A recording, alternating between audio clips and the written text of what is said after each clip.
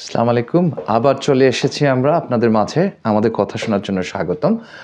আজকে আমরা কথা বলবো, আমাদের টপিকটা হচ্ছে 5th of August পরবর্তী যে বাংলাদেশে বিভিন্ন ধরনের পলিটিক্যাল ডেভেলপমেন্ট হচ্ছে। আমরা ডক্টর ইউনূস সরকারের প্রায় 6 মাস হয়ে গেছে বাংলাদেশে এখন, এবং পলিটিক্যাল যে ল্যান্ডস্কেপ বাংলাদেশে মুহুর্মুহু চেঞ্জ হচ্ছে। বিভিন্ন ইন্টারন্যাশনাল প্রেশার এবং বিভিন্ন ডোমেস্টিক পলিটিক্যাল কারণে, পলিটিক্যাল পার্টিকুলার প্রেশার এবং বিভিন্ন ধরনের কারণে, আন্ডারলাইন কারণে। সো প্রথমে যেটা ছিল যে বিপ্লব পরবর্তী কোনো প্রতি বিপ্লব ঘটে কি না, বিপ্লবের স্ট্রেংথটাকে ধরে রাখা যায় কি না। সো এখনও পর্যন্ত যথেষ্ট বিপ্লবীরা যথেষ্ট সাকসেসফুল এই বিষয়ে।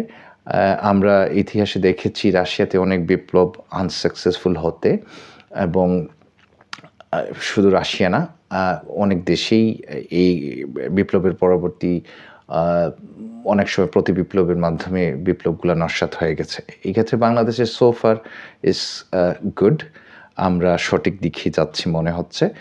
এবং যে মেইন যে কনসার্ন যেটা, অথবা আমরা যেটা আশা করতেছি সেটা হচ্ছে যে আমরা কি পরিবারতন্ত্র মুক্ত একটা রাজনৈতিক ব্যবস্থা বাংলাদেশে দেখতে যাচ্ছি। সো আমার মনে হয় বাংলাদেশের সাধারণ জনগণ এবং বেশিরভাগ নিরপেক্ষ যারা রাজনীতির সাথে সরাসরি জড়িত না, তারা এক ধরনের পরিবর্তন দেখতে চাচ্ছেন। সেটা হচ্ছে যোগ্য লোকের শাসন। সো এটা নেপোটিজমের মাধ্যমে, পরিবারতন্ত্রের মাধ্যমে, সিলেকশনের মাধ্যমে যে যুগে যুগে চলে আসতেছে বাংলাদেশে, এইটার মুক্তি চাচ্ছেন অনেকেই। সো আজিজ, তোমার কি মনে হয়? আমার কাছে যেটা দেখি ভাই, আমরা যদি বাংলাদেশের হিস্ট্রি দেখি, আমাদের যখন বাংলাদেশের জন্ম যেটা 71-এর পর থেকে কিন্তু পরিবারতন্ত্রের দিকে আমরা যদি মেজর 3টা পার্টি দেখি, আমরা যদি আওয়ামী লীগের ফাউন্ডিং ফাদার হচ্ছে মুসলিম লীগের পরে হচ্ছে শেখ মুজিবুর রহমান সাহেব, বিএনপির হচ্ছে জিয়াউর রহমান সাহেব, উনি ছিলেন ফাউন্ডিং ফাদার। আবার আরেকটা যেটা হচ্ছে থার্ড বিগেস্ট, সেটা হচ্ছে জাতীয় পার্টি, যেটা হচ্ছে আবার হুসেইন মাহমুদ এরশাদ। তো এই যে পরিবারতন্ত্র, আমরা কিন্তু জাতি হিসেবে ভেরি ইমোশনাল। আমরা কেউ পছন্দ করলে তার খারাপটাও, তাকে আমরা কিন্তু খারাপটা বলতে পারি না। আমরা ওই যে কনস্ট্রাকটিভ ক্রিটিসিজম যেটা, সেটা হয় না। দেখা যায় যে আমি পছন্দ করছি তার মানে যে তার সব কিছু পছন্দ করতে হবে, এই একটা টেন্ডেন্সি থেকে না বের হতে পারতেছি না আমরা। যার কারণে আমরা কি করতেছি দেখেন, এই যে বিপ্লবের পরে আমরা অনেক আওয়ামী লীগের অনেক সমর্থককে দেখতে পাচ্ছি যে উনারা মানে আউটরাইট ডিনাই করতেছেন যে ফ্যাক্টগুলো, এই যে ব্রুটাল ফ্যাক্ট যেগুলো হচ্ছে, যে পৃথিবীর সামনে আবু সাইদকে হত্যা করা হয়েছে, পৃথিবীর সামনে মুগ্ধকে হত্যা করা হয়েছে। এই যে আউটরাইট ডিনায়াল, এইটা এই যে অন্ধভক্ত, এই অন্ধভক্ত, এই যে পরিবারতন্ত্রেরই একটা স্মল ইউনিট। কারণ এই যে পরিবারতন্ত্রের ভালোবাসার কারণে এই স্মল ইউনিটটা যেটা রিপ্রেজেন্ট করতেছে, এখন কথা হচ্ছে আমরা এই স্মল ইউনিটটাকে আইদার এখানে ভাঙতে পারি, অথবা পরিবারতন্ত্রকে ভাঙিয়ে দিলাম উপর থেকে। দুইটা ভাবে ভাগ করে দিতে পারি। এখন জাকি ভাই, আপনি অবশ্যই ছাত্রদের সাথে ছিলেন এই গণবিপ্লবের সময়, বা আপনি তো একটা মাইন্ডসেট দেখেছেন, জেনারেশন যেটা জেন জি বলি আমরা যাকে, তাদের মাইন্ডসেটটা হচ্ছে যে আচ্ছা, আমরা যদি রক্ত দিলাম, আমরা যদি রক্তর মাধ্যমে স্বাধীনতা দিলাম, তার মানে এই না আমরা জাস্ট এই পরিবারতন্ত্রের একটা পার্টিকে সরায় আরেকটা পার্টিকে দিয়ে দিব, আবার সেম ইস্যু হবে, আবার আমাদের রক্ত দিতে হবে। তার মানে এটা হবে আমাদের শহীদের রক্তের সাথে বেইমানি। তাইলে এখানে দুইটা উপায় যেটা আমরা পরিলক্ষিত, যেটা আমরা দেখতে পাচ্ছি, যেটা খুব সুন্দর একটা পয়েন্ট বলছেন, যে আমরা কি সমাপ্তির দিকে দেখতে যাচ্ছি কিনা। আমার কিন্তু তাই মনে হচ্ছে, কারণ পুরা নেশনটা, এটা দেখেন, এটা কিন্তু আমরা কোনটা রাইট রং বলতেছি না, আমরা বলতেছি এই দিকে যাচ্ছি। আমাদের অ্যানালাইসিস থেকে আমরা বলতেছি যে আমরা স্টুডেন্ট যারা মাইন্ডসেট আছে, আপনারা বুঝতে হবে আপনাদের এই যে জেনারেশন যারা, তাদের মাইন্ডসেটটা ডিফারেন্ট। তারা আর চায় না ওই এই যে আমি যে দলকে সাপোর্ট করলাম জাকি ভাই, এই ভালোটাকে আচ্ছা ভালো বল, আমার কোনো সমস্যা নেই জাকি ভাই, আমাদেরকে ভালো বলতে, ভালো মানে ভালোটি আমরা ভালো বলবোই, তাই না? কিন্তু খারাপকে খারাপ বলতে পারে না কেন? আপনি কি মনে হয়? এটা একটা বড় টেন্ডেন্সি। হ্যাঁ, এটা যেটা হচ্ছে যে আমাদের সাবকন্টিনেন্টে স্পেশালি না, এটা সম্পূর্ণ পৃথিবীতেই আমরা পরিবারতন্ত্রটার শাসন দেখেছি। এবং যে হিরো ওয়ার্শিপিংয়ের যে কালচারটা, যেমন শেখ মুজিবুর রহমান একজন হিরো ছিলেন 71-এর পূর্ববর্তী এবং পরবর্তীও কিছু সময়। আবার শহীদ জিয়াউর রহমান ডেফিনেটলি একজন হিরো ছিলেন।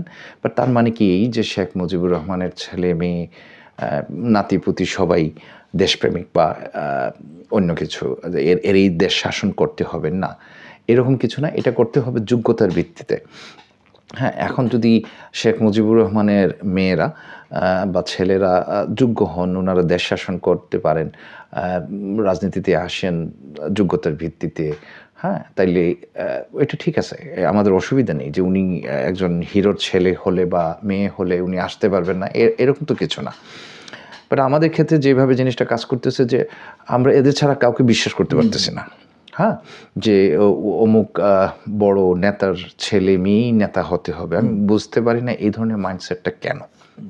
হ্যাঁ, এবং এরা যাই করে আমরা এটাকে অন্ধভাবে সাপোর্ট দিই। এরা 1400-1500 মানুষ হত্যা করে ফেলুক, হাজার হাজার মানুষকে পঙ্গু করে ফেলুক, কোনো অসুবিধা নেই। আমরা এগুলো রিফিউট করতে লেগে যাই, আমরা আমাদের সর্বশক্তি দিয়ে যে না এটা সঠিক তথ্য না, হ্যান না তেন, যেগুলো তো আমাদের চোখের সামনে ঘটেছে। জাতিসংঘের রিপোর্টও আছে।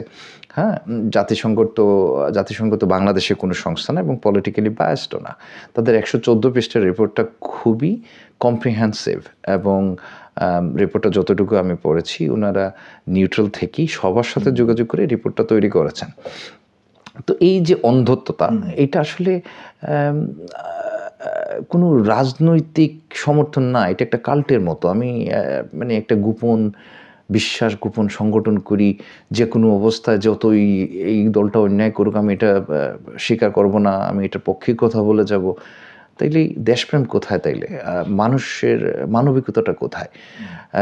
এই যে এতজন লোকজন মারা গেল, এত ছাত্র নিহত হলো, কারো এটার কোনো সমালোচনা নাই, এটার জন্য কোনো রিমোর্স নাই, এটার জন্য কোনো ক্ষমা চাওয়া নাই, কিছুই নাই। উল্টা এগুলো রিফিউট করা, এগুলো নিয়ে মিথ্যা অপপ্রচার করা, এগুলা পরিবারতন্ত্রেরই একটা এফেক্ট। পরিবারতন্ত্র আর যেটা করে, যেমন পরিবারতন্ত্রের কারণে দেখা যায় কি যে কোনো চেক অ্যান্ড ব্যালেন্স থাকে না একটা রাজনৈতিক দলে। সো কাকে দলের প্রধান করা হবে, দ্বিতীয় প্রধান করা হবে, কাকে মিনিস্ট্রি দেওয়া হবে, এগুলো পরিবারতন্ত্রের মাধ্যমে ইনফ্লুয়েসড হয়ে যায়। কিন্তু একটা গণতান্ত্রিক দেশেও এগুলো গণতান্ত্রিকভাবে প্রতিটা দলে নিয়ে আসা উচিত।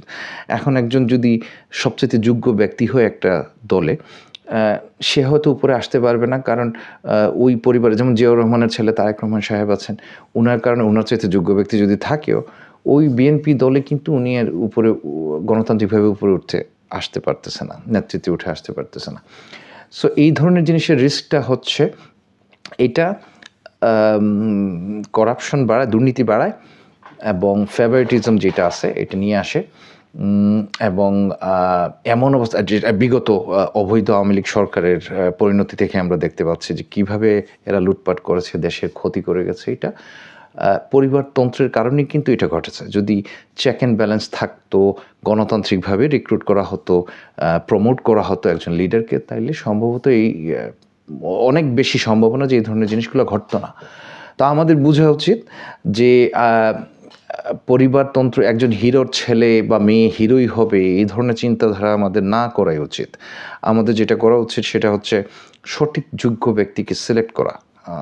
এটা তো আমাদের ভালোর জন্য, আমাদের দেশের ভালোর জন্য, এবং তাদেরকে সমর্থন করা। সো আমার কাছে আরেকটা জিনিস একেবারে যেটা মনে হয় খুব গুরুত্বপূর্ণ একটা পয়েন্ট বলছেন আপনি, যেটা আমার কাছে মনে হলো যে এই যে পরিবারতন্ত্রে এই যে সুযোগটা নেয় আমাদের পাবলিকের, হ্যাঁ, এখানে পাবলিকের আমাদের একটা খুব ভালো একটা জিনিস কি, বাংলাদেশের মানুষের আমরা ভেরি ইমোশনাল, হ্যাঁ, ইন এ গুড ওয়ে। আমরা দেখলাম আমাদের যখন আমরা কোনো ক্রিকেট খেলায় আমরা হেরে যাই, আমাদের দর্শকরা কিন্তু কান্না করে, হ্যাঁ, আমরা যথেষ্ট কিন্তু আবেগপ্রবণ, হ্যাঁ। এই আবেগের কারণে, এই আবেগটা যখন আপনি আবেগটাকে যখনই ব্যালেন্স করতে পারবেন না, তখন এই আবেগটা কিন্তু আপনার জন্য ক্ষতির কারণ হতে পারে, হ্যাঁ। এবং এর ওয়ান অফ দ্য থিংস, এটা কিন্তু পলিটিক্যাল যারা উপর লেভেলে পরিবারতন্ত্রকে যারা টিকিয়ে রাখার জন্য কাজ করে, এরা কিন্তু এই মাইন্ডসেটটাকে নিয়ে কাজ করতেছে এবং এরা এমনভাবে মানুষকে এই যে মিছিল করে দেখছেন জাকিব, এই যে মিছিলের কালচার, আমার ভাই তোমার ভাই, হ্যাঁ, এই যে এক যে পূজার কালচার যেটা নিয়ে আসছে, হ্যাঁ, এই যে হিরোইজম যেটা আপনি যেটা হিরো ওয়ার্শিপিং, হ্যাঁ, হিরো ওয়ার্শিপিং, এই যে দেখেন আমার কাছে মনে আছে জাকিব ভাই, মিছিলে যখন যাওয়া হইতো তখন সবাই কিন্তু জিলাপি দেওয়া হইতো, গলা ফাটায় চিল্লাপাল্লা কইরা পরে চা খাওয়ায় আবার সবাইকে সব বাসায় চলে যেত। এই যে মানুষের যে স্লোগানের মাধ্যমে মানুষের রন্ধ্রের মধ্যে একটা একটা হিরো ওয়ার্শিপ যেটা করায়, এই যে পরিবারতন্ত্র এই যে সেট আপ করছে আমাদের মাইন্ডসেটকে, এইটা করছে বিকজ আমরা ইমোশনাল জাতি, আমরা কিন্তু রেশনালি থিঙ্ক করি না, আমরা কিন্তু 200 টাকায় সোল্ড আউট হয়ে যায়। আমরা কিন্তু এই পরিবারতন্ত্রকে আমরাই কিন্তু সরাতে পারবো। কেমনে সরাতে পারবো? আমরা চিন্তা করতে হবে। আপনি একটু জাস্ট থিঙ্ক করেন, আপনি 200 টাকা পাইলেন, ভোট দিয়ে দিলেন, নো প্রবলেম। আপনি 200 টাকা কী পেলেন? আপনি তো মেয়েটাও 1 কিলো কিনতে পারবেন না। তাইলে এই 200 টাকা দিয়ে আপনি আপনার এই যে ভোট দিয়ে আপনি সো আপনি যদি দেশটাকে চেঞ্জ করতে চান, দলকে ভালো না বেশি দেশকে যদি ভালোবাসেন, তাইলে আপনি যোগ্য মানুষকে, জাকির ভাই যে পয়েন্টটা বলছিলেন যে মেন উদ্দেশ্য কি, পরিবারতন্ত্রকে আমরা কীভাবে রিপ্লেস করবো জাকির ভাই? যোগ্যতার ভিত্তিতে। তাইলে এই যে বিগেস্ট যে চেঞ্জ যেটা পরিবারতন্ত্র, এটাকে আমরা উপর থেকে না ভাঙতে পারবো না। এটাকে ভাঙতে হলে আপনার নিচে থেকে ভাঙতে হবে। আমরা এখন প্রতিজ্ঞাবদ্ধ এভাবে হব যে আমরা সৎ এবং যোগ্য মানুষকে আমরা কি করব? প্রমোট করব। এবং যারা দেশকে ডিজাস্টারের পথে নিয়ে গেছে, এবং একটা উদাহরণ ছিলেন শেখ হাসিনা, হ্যাঁ, যে উনি কিভাবে মানুষের সাথে কথা বলতেন জাকির ভাই, আপনি যদি একটু বলেন যে এই যে উনার যেটা উনি যে কিভাবে দেশকে ডিভিশন করে, মানুষকে এই যে একটা দেশের ভিতরে ডিভিশন করে মানুষকে হত্যা, নির্যাতন, গুমটুম করে সেই এই যে পজিশনে নিয়ে আসছেন, এটার জন্য যে আমাদের যে এখন যে পরিণতি, এটা কি, এটা আমরা কোন জায়গায় স্ট্যান্ড করি? আমি শেষ করতে চাই কথা, এখন টপিকটা এখানে, যে আপনারা বিশ্বাস করতে হবে নিজেদের উপর। আপনারা বিশ্বাস করুন যে ফেসিজম, 16 বছরের ফেসিজম, আমি ছিলাম বাংলাদেশে তখন, আমি দেখেছি মানুষ অনেকটা বিশ্বাস হারিয়ে ফেলছিল যে আমরা কবে মুক্তি পাবো এই সমস্ত থেকে। মানুষের মানে যেই আত্মবিশ্বাসটা ভেঙে গেছিল অনেকেরই। সো কিন্তু এটা সরানো গেছে। হ্যাঁ, আমাদের অনেক শহীদ হয়েছেন, অনেক পঙ্গু হয়েছেন, অনেক ক্ষতি হয়ে গেছে আমাদের, কিন্তু এটা সরানো গেছে, এগুলো সম্ভব, সব কিছুই সম্ভব। সো এটা পরিবারতন্ত্র আপনার থেকেও আমাদের বের হয়ে আসা সম্ভব। আমাদের শুধু নিজেদের উপর বিশ্বাস রাখতে হবে, এবং একজন হিরোর আপনি ভক্ত হতেই পারেন, ওনার আপনি ভালো আলোচনা ওনাকে নিয়ে করতেই পারেন, বাট এই পরিবার মানে ওনার জেনারেশনের পর জেনারেশনই যে এই দেশ শাসন করবে, এই ধরনের মাইন্ডসেট থেকে বের হয়ে আসাটাই উত্তম। এটা হওয়া উচিত যোগ্যতার ভিত্তিতে। আমার কোনো সমস্যা নেই একজন একজন জনপ্রিয় প্রেসিডেন্টের ছেলেও যদি বাংলাদেশের প্রধানমন্ত্রী হন, প্রেসিডেন্ট হন, কোনো সমস্যা নাই, বাট উনি যোগ্যতার ভিত্তিতে হন। তো এই জিনিসটা আমাদের প্রমোট করতে হবে, এবং আমাদের নিজেদের উপর বিশ্বাস স্থাপন করতে হবে সবার আগে, যে না, আমরা এটা পারি, এবং আমার ছেলে বা আমার ভাই এই দেশের প্রধানমন্ত্রী হতে পারে। হ্যাঁ, এটা এমন না যে শুধু শেখ মুজিবুর রহমানের পরিবারের লোকজনই এই দেশের প্রধানমন্ত্রী হবে, বা অন্য কোনো পরিবারের লোকজনই এই দেশের প্রধানমন্ত্রী বা প্রেসিডেন্ট হবে, এরকম কিছু না। আপনার ছেলে, আপনার মেয়ে হতে পারে। সো আই থিঙ্ক জাকির ভাই, আমরা দর্শক, আপনারা আমাদের কথা শুনলেন। আমাদের মনে করেন যদি আমাদের কোনো এখানে ভুলভ্রান্তি, আমাদের এটা আমাদের পিওরলি আমাদের অপিনিয়ন, হ্যাঁ, আমরা যেটা দেখতেছি, যে আপনারা আমাদের কমেন্টে জানাবেন। আমাদের মনে করেন যদি এটা খুব প্রোডাক্টিভ আলোচনা ছিল, please like, share, subscribe the channel. আমাদের এই চ্যানেলটা নতুন, ইনশাআল্লাহ আপনাদের সাহায্য সহযোগিতার মধ্যে আমরা এগিয়ে যাব। আর দয়া করে জানাবেন আমাদের কমেন্টে কীরকম হলো। আর আপনারা দেশের জন্য কাজ করুন, কোনো পরিবারের জন্য নয়। এটা হচ্ছে সত্যিকারের ভালোবাসা। আসসালামু আলাইকুম। অনেক ধন্যবাদ আমাদের কথা শোনার জন্য। আসসালামু আলাইকুম।